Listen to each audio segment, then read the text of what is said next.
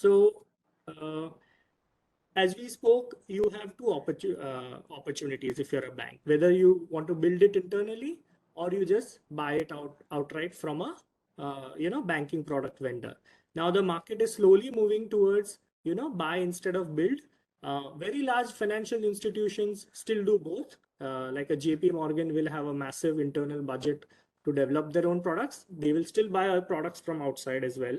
So they want sort of a competition to go on between their internal teams and external vendors also. But in general, the buy versus build is more moving towards buy, right?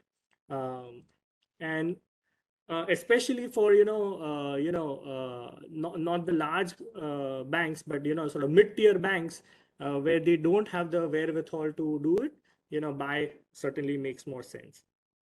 One thing we observed in banking products is if you were to slice down the products into different areas of function, you will find that every product tends to have sort of two or three large players in different geographies. So by no means is this list sort exhaustive. It is sort of indicative of who is there, and that also we are talking about certain products. We are not talking about all the products, because if we were to talk about all the products in a specific place, then there will be too many companies. So we are trying to show where Intellect is present in. So Intellect has a very strong presence in Middle East and Asia Pacific, especially in wholesale banking. In Europe, they are emerging strong in certain products, especially credit cards and BNPL product as well. LATAM, they do have a strong position, I think, in credit cards over there, but I don't know exactly who the players are relative to them in LATAM. But I think in Colombia and Mexico, I think the two markets, they do have a strong presence. In India, you have Infosys, TCS, very strong in the core banking, but not necessarily strong in sort of the digital. They are also now coming up with digital banking. So digital banking is more of the front office functions. So what you tend to find is that in different regions, you have different players. There are some players which go across the region, like Temenos does. Infosys also goes across the region if you were to simply look at core banking. But if you were to look at the new age products, probably that's where Intellect does very well. So the strategy always tends to be that for a player like Intellect, they cannot go to any bank and say, why don't you implement our core banking? Core banking is something that has been established and banks don't like to change. But what they want to do is to stay up to date with the newest and the best possible services that they can provide, or best possible software. So a company like Intellect goes with a specific product, right? So wholesale banking, liquidity module is a product that they've done very well with. And they try and go to some of the large players in that market.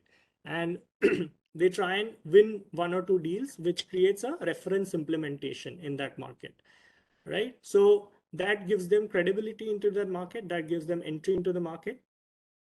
If that does well, then what tends to happen is because they have a good software, they have a good implementation service, and they come at a competitive price, they are able to expand in that market. And expand both ways, expand sort of horizontally across countries, and horizontally across different companies in that market, and expand vertically within a company by having more than one product. So just a little bit about the promoter and the management. So Arun Jain is the promoter as well as the managing director.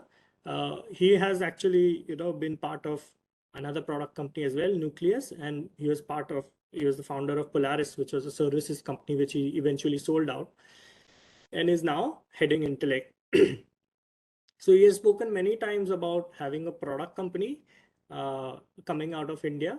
So in some sense, he's been there and done that, and now he's doing it again with Intellect. And it's taken him some time to build scale. If you look at the journey. It's not been a straightforward journey. I think last 2 years have been sort of the time when they have started to monetize. So just from guidance perspective, I would just like to mention that they've gone wrong a couple of times on the guidance in the past. It's not easy to give guidance, especially if you're a license heavy company, because one or two licenses win loss can really make or break a quarter. From what one can understand, it seems that every product has a management who handles that P&L of that particular product. So in that sense, Arun Jain acts as more of the strategic head, as well as the leader that management heads report to. But he has delegated different product lines to different managements. We've seen them give large RSUs, which is a good thing. The strike prices are a little lower, but that's their call. And vesting schedule, if you look, there is some link to growth as well. So just in terms of the products that they serve and who are the competitors, so within a product also, if you look at, let's say, IGTB, which is their flagship wholesale banking product, right? You will see short forms like DTB, CBX, LMS. All these are different sub products, right?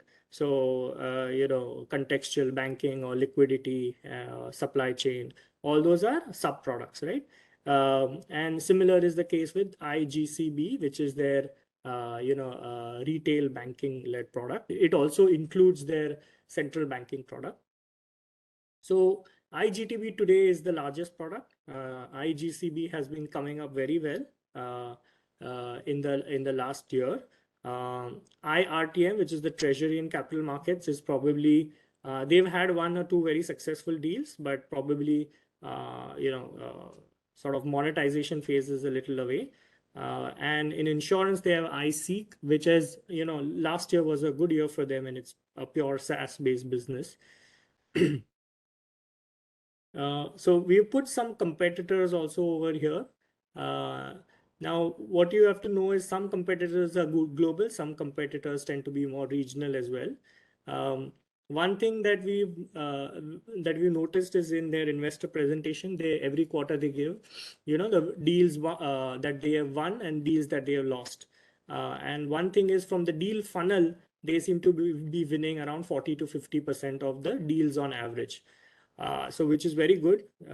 Management has indicated that in IGTB, the win rate is as high as 75%.